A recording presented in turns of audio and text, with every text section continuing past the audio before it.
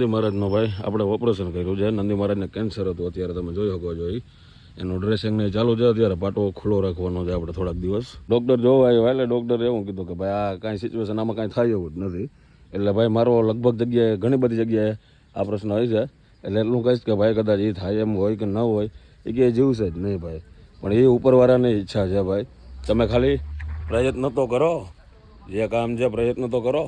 આની અંદર જીવાત હતી ભાઈ નકરી. ત્યાં જઈએ અને ભાઈ હરવર થતું હોય છે. તમે ખાલી વિચાર કરો કે આપણા શરીરની અંદર કદાચ એક નાનકડું મચ્છર બેહે તો એ આપણે હક ના થતું હોય, તો એની અંદર એવડી જીવાત છે અને હક કેમ થતું હોય છે. અને એટલો ભગત માણસ છે. તમે જુઓ અહીંયા ડ્રેસિંગ કરતા હોય, ગમે કરતા હોય તો કંઈ બોલે નહીં, શાંતિથી એ ભગત આરામથી શાંતિથી ઊભા હોય. એના ટાંકા લીધેલા છે અત્યારે. અને એમાં એ બધા એમાં રિકવરી ભાઈ આપણે કંઈ ભગવાનની દયાથી હારી છે. એટલે હું ભાઈ એટલું જ કહીશ કે ખાલી પ્રયત્ન તમે કરો, પછી થાય ન થાય જીવન મરણ એ બધું ભાઈ ઉપરવાળાના હાથમાં છે.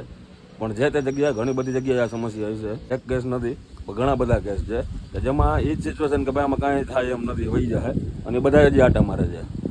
એટલે બધી જગ્યાએ આ પ્રશ્નો હોય છે. ક્યાં ક્યાં આવા પ્રશ્નો છે જરાક કમેન્ટની અંદર કહેજો.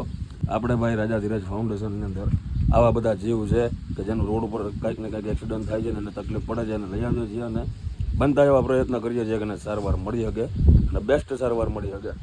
પછી આગળ જેવી ભગવાનની ઈચ્છા. અત્યારે નંદી મહારાજ આપણા હાઈ ક્લાસ તમે જુઓ શાંતિથી ઝાડવાના છાંયા બેઠા છે.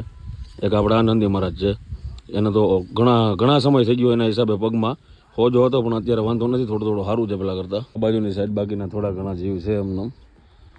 અને બધા ભાઈ અહીંયા છાંયા બાંધેલા છે. ગોળી મારીને આપણે ઊભું કરી દઈએ. હે વચ્ચે કેમ છે? છાંયા બે છાંયા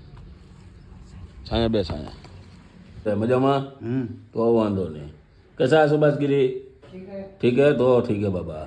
હવે આપણા ઘણા બધા વૃદ્ધો અહીંયા આશરો લઈ રહ્યા છે અત્યારથી 14 જેવા, અને બાકીના બધા જીવ છે. બોલ જે કંઈ થાય એક દિવસનો ખર્ચો છે ભાઈ 3000, અને હવે બહુ જલ્દી ખર્ચો પણ વધી જાય અને આવવાની સંખ્યા પણ ઘણી બધી છે. એટલે એ બધા આવવાના છે કે જેનું કોઈ છે નહીં, અને અડધાઓને રેસ્ક્યુ કરવાના છે. તો જે કાંઈ થાય સહયોગ આપતા રહેજો, જેથી કરીને ખાસ કરીને આ અબોલ જીવ માટે કંઈક બને એટલી સારામાં સારી આપણે સુવિધા કરી શકીએ ને આપણા બધા પ્રભુજીઓ માટે જેમ બને એમ સારું કરી શકીએ. કેમ છે ભાઈ? મજામાં?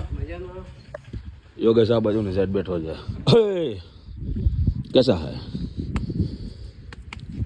तूने तो बढ़िया है पहना है क्या?